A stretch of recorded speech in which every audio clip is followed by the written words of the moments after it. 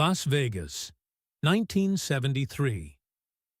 Las Vegas had a way of making everything look more expensive than it really was. The chandeliers seemed brighter. The champagne seemed colder. The diamonds seemed larger. And on one particular evening in the spring of 1973, inside one of the most exclusive private ballrooms in Las Vegas, nearly 200 guests had gathered beneath thousands of crystal lights. Millionaires stood beside movie stars. Record executives whispered to casino owners. Politicians smiled for photographers. Waiters moved silently between tables, carrying champagne, wine, and expensive dishes that most people in the room never bothered to finish. Everyone had come for one reason: money. A massive entertainment and resort deal was about to be finalized. People were already calling it one of the biggest private entertainment agreements Las Vegas had ever seen. But there was one man in the room who didn't seem interested in any of it. He stood near the back of the ballroom. Black hair neatly combed, dark sideburns, a black leather jacket, his hands resting quietly at his sides. He wasn't surrounded by reporters. He wasn't laughing with businessmen. He wasn't trying to impress anyone. He simply watched. Elvis Presley had arrived, and suddenly, without anyone announcing him, the room seemed to change. Conversations became quieter. Heads turned. Cameras appeared. A woman near the bar whispered his name. Another guest leaned toward his husband. "That's him." Elvis heard them. He always did, but he didn't react. He had learned something during his years in the spotlight. The moment you react to every person watching you, you stop being a person and become a performance. Tonight, Elvis wasn't there to perform. At least, that's what everyone thought. He had been invited because his name was connected to the deal being negotiated that evening, but almost nobody understood just how important that connection was. And one man in the room was about to make a very expensive mistake. His name was Victor Hale. Victor was in his late 50s, a powerful businessman with a reputation for getting what he wanted. He wore a dark pinstriped suit, a wide-brimmed hat, and an expression that suggested the entire room belonged to him. He had built his fortune through hotels, casinos, real estate, and entertainment. People didn't say no to Victor Hale. At least, they didn't say it twice. He stood near the center of the ballroom with a cigar between his fingers, surrounded by lawyers and investors. On the table behind him sat a leather folder containing the final documents for the enormous entertainment agreement. The numbers were staggering. The project would involve hotels, casinos, concert venues, television promotions, touring artists, and a long-term entertainment program. It was the kind of deal that could transform fortunes. Victor believed everything was already finished. Almost everything. There was just one signature missing, and Victor didn't think that signature mattered very much. He looked across the ballroom. His eyes landed on Elvis Presley. Elvis slowly turned. Victor raised his glass. "Come over here." Several people immediately looked toward Elvis. Elvis didn't move. Victor smiled. "Don't make me come get you." A few people laughed nervously. Elvis finally walked toward him. Each step was calm, measured. When he reached the table, Victor looked him up and down.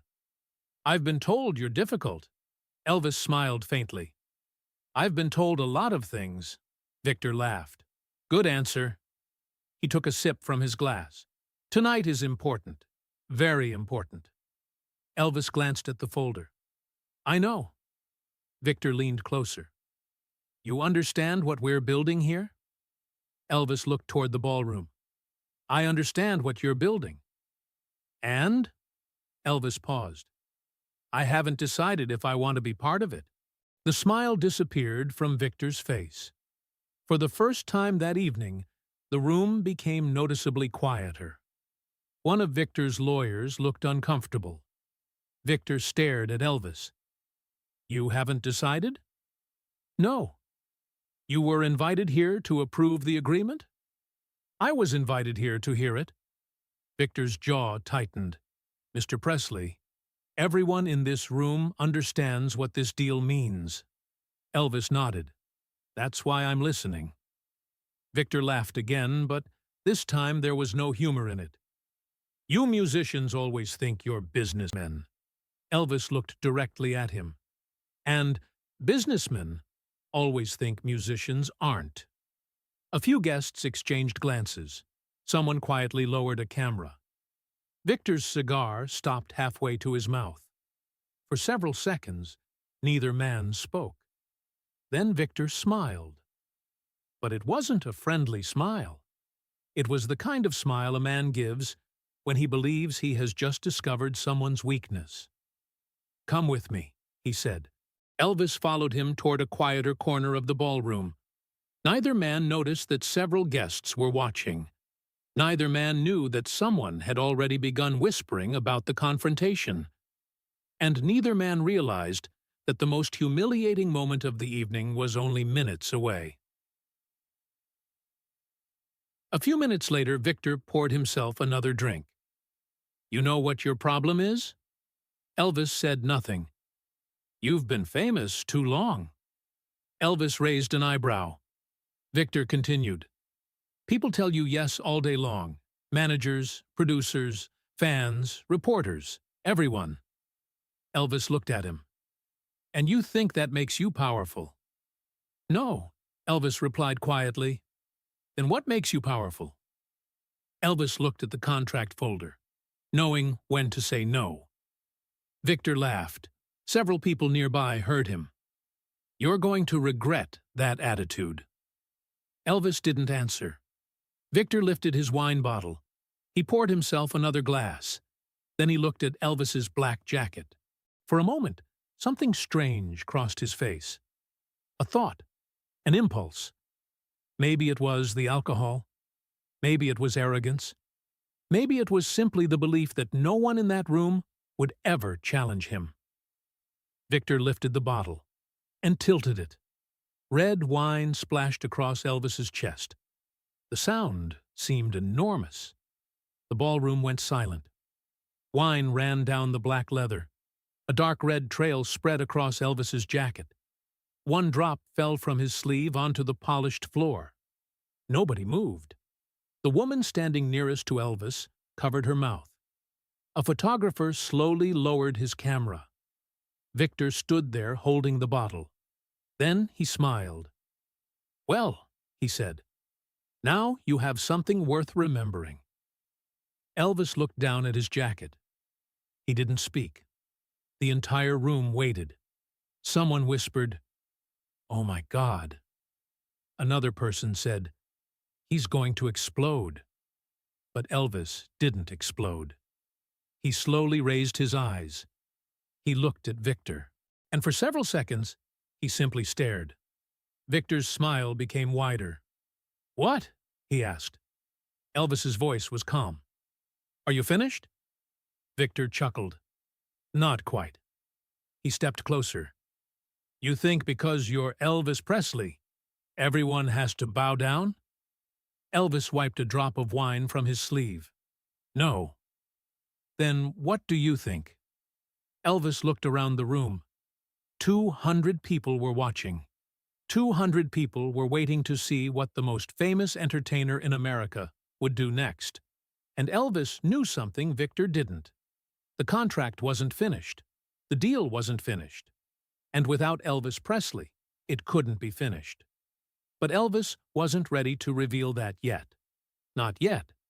He wanted Victor to keep talking, because sometimes the best way to defeat a powerful man was to let him destroy himself.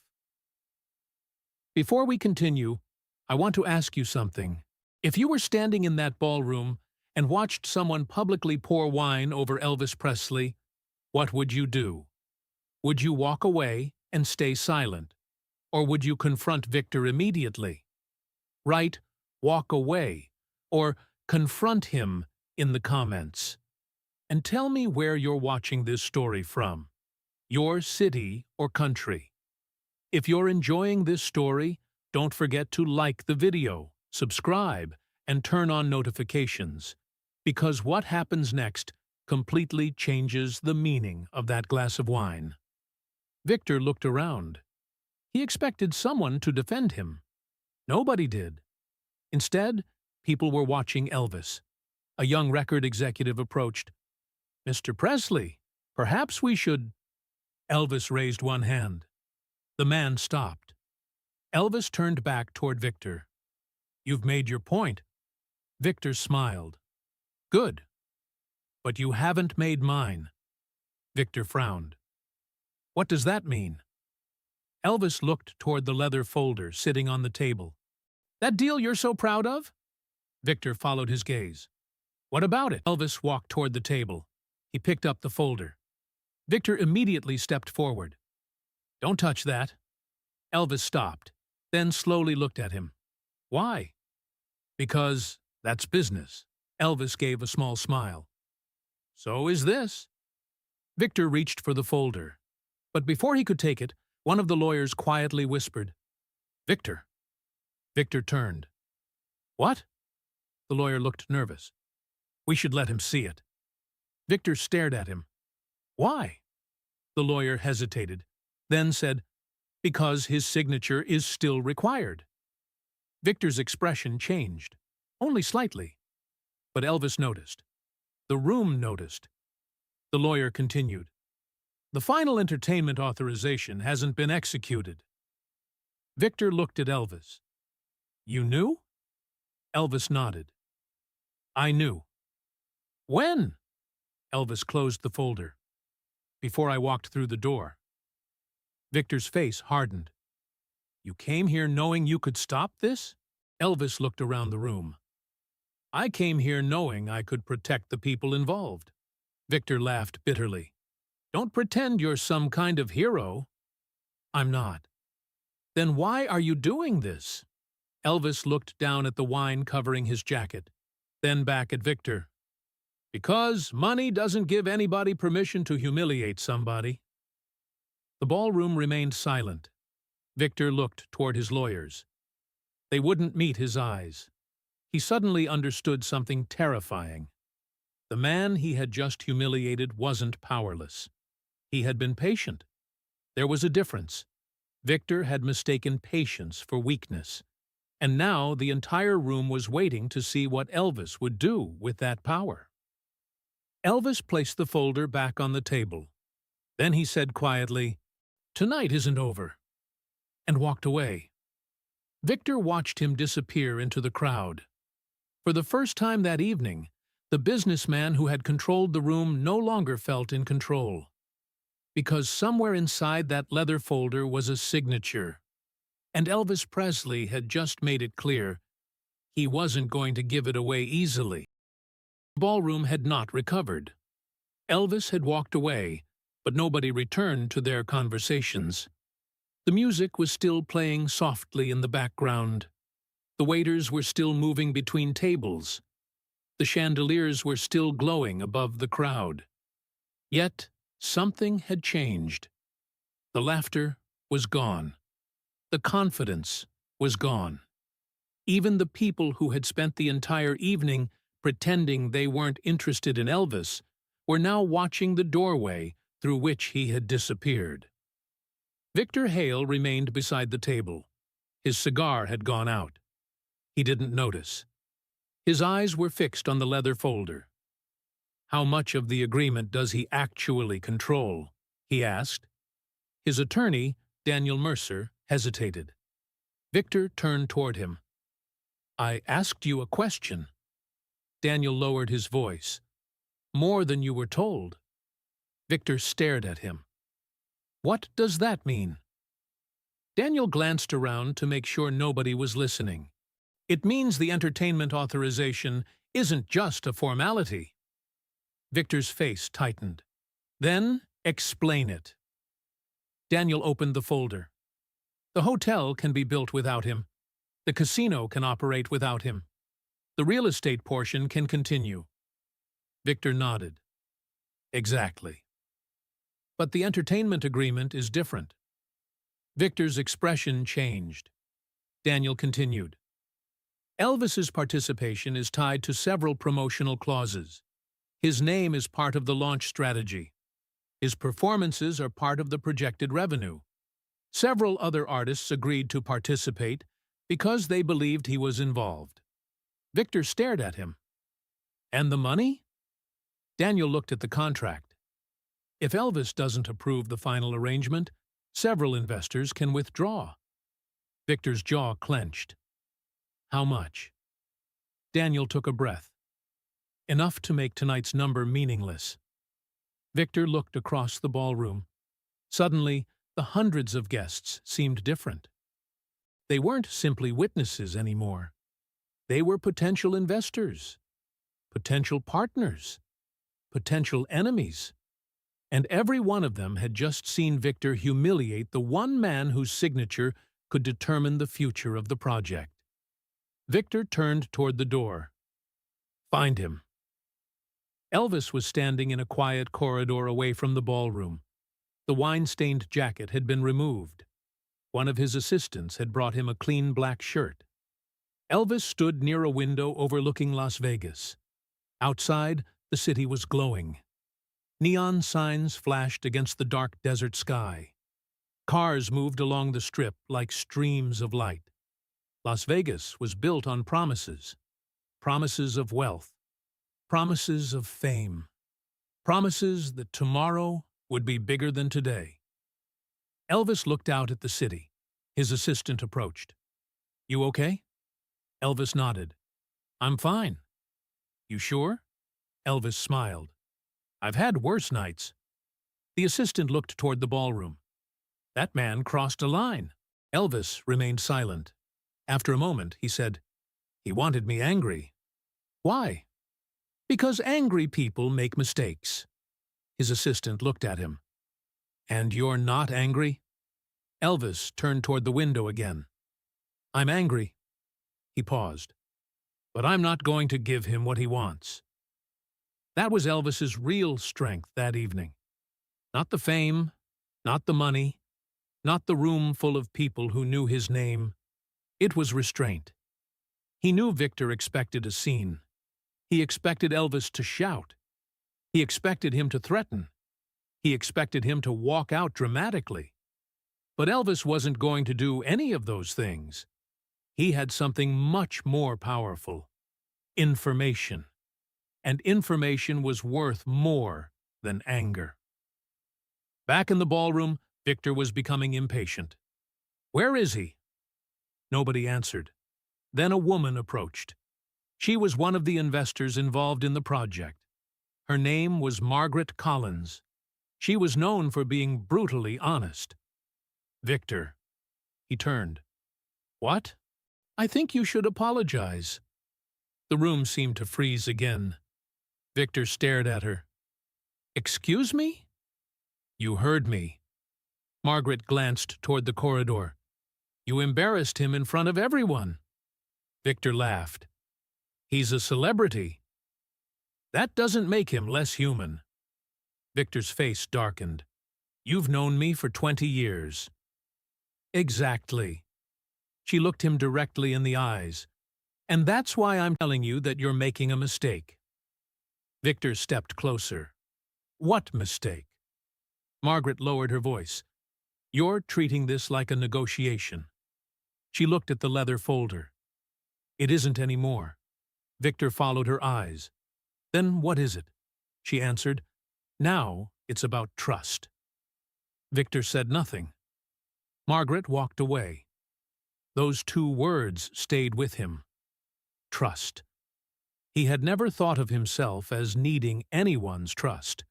He had always believed money could replace it. But tonight was different. Because the people who were supposed to sign millions of dollars into his project had just watched him publicly humiliate one of the most influential entertainers in America. And they were starting to wonder what Victor might do to them if something went wrong. Elvis eventually returned to the ballroom. The moment he appeared, conversations stopped. He wasn't wearing the wine-stained jacket anymore. He looked calm, almost too calm. Victor watched him approach. Elvis stopped several feet away. "I've read the agreement." Victor said nothing. "I've read the revisions." Still nothing. "And I've spoken with some of the people who are investing." Victor's eyes narrowed. "Without me?" Elvis smiled slightly. "You were busy." A few people nearby looked down to hide their reactions. Victor didn't smile. "What do you want?" Elvis answered immediately. "Three things." Victor crossed his arms. "Let's hear them. First, the entertainment staff must receive guaranteed contracts." Victor frowned. "That's expensive." Elvis continued. "Second, the artists involved must have control over their performance schedules." Victor shook his head. "That's not how this industry works." Elvis looked at him. "Maybe that's the problem." Several people exchanged glances. "And the third?" Victor asked. Elvis paused. "You apologize?" Victor stared at him. "That's it?" "No." Elvis looked around the room. "Not to me." Victor frowned. "Then who?" "Everyone you embarrassed tonight." Victor laughed. "You expect me to apologize to 200 people?" Elvis nodded. "Yes." Victor stepped closer. "And if I don't?" Elvis's expression didn't change. "Then I don't sign." Silence. That was it. 5 words. But they landed harder than any threat. "Then I don't sign." Victor looked at Daniel. Daniel didn't speak. Victor looked toward the other investors. Several of them were avoiding his eyes. For the first time, Victor realized he was surrounded by people who were no longer automatically on his side. A question for you. Imagine you're one of those 200 guests. You just watched a powerful businessman publicly humiliate Elvis. Then you discover that Elvis is the person who can decide whether the entire deal moves forward. Would you trust Victor after witnessing that? Comment "trust" if you would give him another chance. Comment "no trust" if you think he had already gone too far. And tell us what city or country you're watching from. If you're enjoying the story, hit like, subscribe, and stay with me, because the next conversation reveals something Victor never knew about Elvis. Victor walked toward the bar. He needed a drink. But before he could reach it, a man stepped in front of him. It was Thomas Reed, one of the project's largest investors. "Victor." Victor sighed. "What now?" Thomas looked serious. "We need to talk." "I'm busy." "No." Thomas shook his head. "You need to listen." Victor stared at him. Thomas continued. "3 investors just told me they're reconsidering." Victor's expression hardened. "Because of Elvis?" "Because of you." Victor looked stunned. Thomas lowered his voice. "Tonight wasn't supposed to be about ego." Victor laughed bitterly. "You think I don't know that?" "You forgot." Victor stared at him. Thomas leaned closer. "You forgot why these people trusted you." Victor looked around. The room was filled with people who had once admired him. Now many of them were watching him cautiously. Thomas continued. "They trusted you to build something extraordinary." Victor said nothing. "They didn't trust you to humiliate people." Victor's hands tightened. "Are you threatening me?" "No." Thomas looked toward the corridor. "I'm warning you." Then he walked away. Victor stood alone. For perhaps the first time in decades, he felt something he wasn't accustomed to feeling. Fear. Not fear of losing money, fear of losing control. Meanwhile, Elvis sat in a private room with Daniel Mercer. The attorney looked exhausted. "I owe you an apology." Elvis looked at him. "For what?" "I didn't tell you the entire story." Elvis waited. Daniel opened another folder. There was an amendment. Elvis leaned forward. What kind? Daniel placed a document on the table. The original agreement allowed the investors to replace the entertainment leadership after the first year. Elvis read it. His expression became serious. Who added this? Daniel hesitated. Victor. When? 2 weeks ago. Elvis looked up. And nobody told the artists? No. Elvis closed his eyes for a moment. Now he understood. The wine wasn't the real problem. Victor's arrogance wasn't the real problem. The real problem was what had been hidden inside the contract. If Elvis had signed without noticing the amendment, the entire entertainment side of the project could eventually have been controlled by Victor. Artists could have been pressured. Contracts could have been changed. Performers could have been replaced. And the people who had trusted Elvis would have been trapped. Elvis looked at Daniel. Why didn't you tell me? Daniel swallowed. I was afraid. Of Victor? Daniel nodded. Elvis leaned back. For several seconds he said nothing. Then he quietly asked, How many people know about this? Victor, me, 2 other attorneys. Elvis stared at the document. Then, tonight isn't about the wine. Daniel shook his head. No. Elvis looked toward the ballroom. It's about what he thought he could get away with. A few minutes later, Elvis walked back into the ballroom. Victor saw him. This time, Elvis wasn't alone. Daniel Mercer followed him. That immediately caught everyone's attention. Victor looked nervous. What's this? Elvis walked to the table. He placed the amendment in front of Victor. Victor stared at it, then at Daniel. You showed him. Daniel didn't answer. Victor looked at Elvis. You don't understand the business. Elvis's voice remained calm. Maybe. He tapped the document. But I understand betrayal. Victor's face turned red. This is standard. No. Elvis shook his head. This is hidden. Victor raised his voice. You musicians don't understand what it takes to build something this big. Elvis stepped closer, then build it honestly. The ballroom fell silent again. Victor looked around. Nobody defended him, not one person, and that silence hurt more than any insult.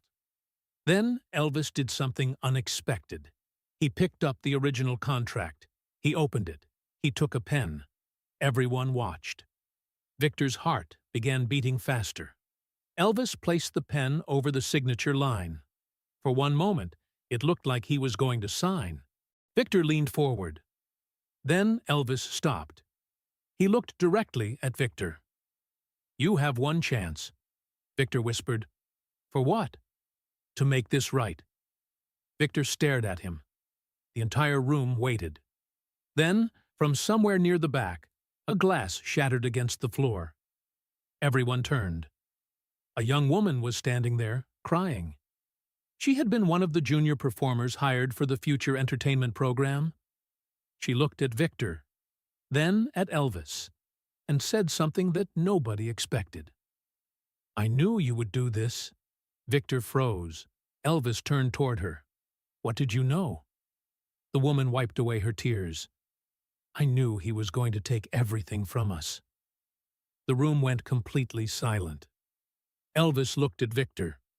Victor looked at the woman. And suddenly, Elvis realized there was far more hidden inside the agreement than even Daniel had told him. The wine incident had been an insult. The contract was a trap. But the young woman's words suggested something even darker. Something that could destroy the entire project. And Elvis was about to find out exactly what Victor had been hiding. The ballroom had gone completely silent. Anna stood near the broken glass, still clutching the papers she had pulled from her purse. Elvis watched her carefully. What did he promise you? Elvis asked. Freedom, she whispered. Victor immediately interrupted. She doesn't know what she's talking about. Anna looked at him. Yes, I do. She handed Elvis the documents. He read them slowly. The papers revealed hidden clauses that gave Victor enormous control over the artists involved in the new entertainment project. Their schedules could be changed, contracts could be terminated, and the company could profit from their work far beyond what the performers had been told. Elvis looked up. "Did you know about this?" Victor's face hardened. "That's business." Elvis shook his head. "No, that's deception." The room erupted in whispers. Several investors began talking among themselves. Margaret Collins, one of the project's largest investors, stepped forward. "Victor, is this true?" Victor didn't answer. That silence was enough. Elvis placed the papers on the table. "You were going to control these people without telling them." Victor pointed at him. "You don't understand what it takes to build something this big." Elvis looked directly into his eyes. "Then build it honestly." The words silenced the entire ballroom. "Freak, what would you do? If you discovered that a businessman had secretly changed artists' contracts, would you still sign the deal? Comment, sign, if you would take the money. Comment, walk away, if you would refuse. And tell me what city or country you're watching from. If you're enjoying the story, like the video, subscribe, and stay with us, because Elvis was about to discover something that could completely destroy Victor's empire. Victor suddenly pulled an envelope from his jacket. "You want to play this game?" he asked. Elvis looked at him. Victor opened the envelope and revealed several old newspaper articles about Elvis. Rumors, controversies, stories that could damage a celebrity's reputation. Victor smiled. "Everyone has something to lose." Elvis looked at the papers. Then he quietly put them back inside the envelope. "You think I'm afraid of headlines?" Victor stepped closer. "Fame is fragile." Elvis answered calmly, "So is power." Victor's smile disappeared. Then something unexpected happened. One person began applauding. Another joined. Soon several guests were clapping. They weren't applauding Elvis because he was famous. They were applauding because he had refused to humiliate Victor in return. Victor looked around the room. For the first time, he realized the room no longer belonged to him. Daniel Mercer, one of the attorneys, suddenly stepped forward. "There is something else." Victor immediately turned. "Daniel, don't." But Daniel continued. "The original contract contains a provision allowing the investors to restructure the entire project if the principal developer is removed for misconduct." Elvis looked at him. "So the project can continue without Victor?" Daniel nodded. "Yes." Victor's face went pale. Margaret looked at the other investors. "I think we've heard enough." One by one, the investors began moving toward Elvis. Thomas Reed was the first. "I'll stay with the project," Margaret nodded. "So will I." Others followed. Victor stood alone. The man who had controlled the room an hour earlier now had almost nobody beside him. Elvis picked up the contract. Victor stared at him. "You planned this." Elvis shook his head. "No." "Then why are you winning?" Elvis looked toward Anna. "Because people eventually stop protecting someone who refuses to respect them." Victor lowered his eyes. Then Elvis placed the pen over the signature line. "I'll sign." Victor looked up. "But there's one condition." Elvis stared directly at him. "You apologize." Victor froze. "To everyone." The ballroom became silent. For several seconds, Victor couldn't speak. Then the doors suddenly opened. A nervous-looking man rushed inside carrying a briefcase. "We have a problem." Victor turned. "What?" "The bank has frozen the first transfer." Victor's face went white. "Why?" The man looked toward Elvis. "Someone sent them evidence that the contract had been altered." Elvis slowly turned toward Victor. Nobody spoke, because now everyone understood. The wine had never been the biggest humiliation of the night. Someone had been watching Victor from the beginning, and whoever sent those documents to the bank wasn't finished yet. The ballroom had become completely silent. Victor stood frozen as the bank representative explained that the first transfer had been stopped. "Who sent the documents?" Victor demanded. The man shook his head. "We don't know, but the evidence was enough to trigger an investigation." Victor looked toward Elvis. For a moment, suspicion filled his eyes. "You did this?" Elvis shook his head. "No." "Then who?" Elvis looked around the room. Maybe someone finally decided the truth mattered more than money. Victor lowered his head. For the first time that night, he had nothing to say. Daniel opened the contract again. "There is still a way to save the project." Everyone turned toward him. "The investors can remove Victor from the agreement and restructure the entertainment side." Margaret immediately agreed. "But Elvis's signature is still required." Elvis looked at the artists standing nearby. Then he looked at Anna. She had tears in her eyes. Elvis finally picked up the pen. "I'll sign." Victor looked shocked. "You're still going to save this?" Elvis nodded. "But only if the contracts are rewritten." He looked around the room. Everyone gets what they were promised. No hidden clauses, no intimidation, no taking advantage of people who don't have the power to fight back. One by one, the investors agreed. Victor remained silent. Then he slowly walked toward Elvis. The room became tense. Victor stopped in front of him. "I owe you an apology." Elvis said nothing. Victor looked around at the 200 guests. "I was wrong." He swallowed.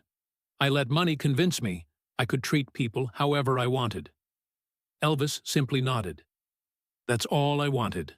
One last question. If you were Elvis, would you forgive Victor after that apology? Comment "forgive" or "never." And before you leave, tell us where you're watching from. If this story entertained you, like the video, subscribe, and share it with someone who loves Elvis stories. Later that night, Elvis stepped outside. Las Vegas was glowing beneath the desert sky. He looked back at the ballroom one last time. His assistant asked, "Do you think the deal will work?" Elvis smiled. "Maybe." "And Victor?" Elvis paused. He learned something tonight. "What?" Elvis looked toward the bright lights of the Strip. "Money can buy a seat at the table," he smiled, "but it can't buy respect." Then he walked toward his car. Behind him, the ballroom lights slowly faded. The billion-dollar deal survived. Victor lost control. The artists received their promised contracts. And Elvis? He walked away without celebrating his victory. Because, for him, the greatest victory wasn't controlling the deal. It was proving that even in a room filled with money and power, one person could still choose dignity. And that glass of red wine?